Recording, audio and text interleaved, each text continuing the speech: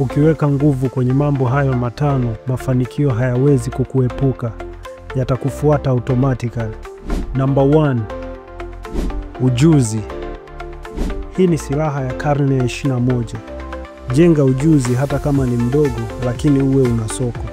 Itakusaidia kukupa thamani na watu wengi watakutafuta ili kuweza kuutumia ujuzi wako. Hivyo they have to pay for service. Lazima ucharge for service. Lakini kitu namba 2 ni nidhamu.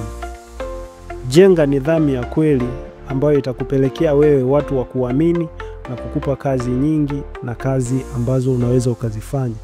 Bila nidhamu huwezi kupata watu sahihi ambao watakupa na watakuonyesha njia sahihi za kuweza kufanya mambo yako.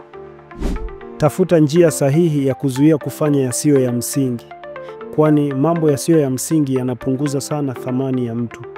Hivyo fanya mambo yaliyo ya msingi ili kuonyesha thamani yako. Nidhamu always ni nguzo ya mafanikio. La 3 ni mtandao wa watu ama networking. Mafanikio mengi yanaletwa na watu. Hivyo jenga mahusiano mazuri na watu ili uweze kupata deals na upate miongozo mbalimbali kutoka kwa watu. Ndio maana tunasema networking ni moja ya njia ambayo inaweza ikakupelekea ufanikiwe. Kwa sababu watu wanaokufahamu na watu wanaofahamiana nao ndio hao watu ambao wanakuja kukupa kazi kulingana na kile kitu ambacho wewe unakiweza. Kustahimili maumivu. Changamoto zinakuja kwa wote wanaopambana. Hivyo watu wote wanaopambana always wanapitia changamoto. Kwa hivyo usichoke kupambana, na mapambano ni sehemu ya maisha.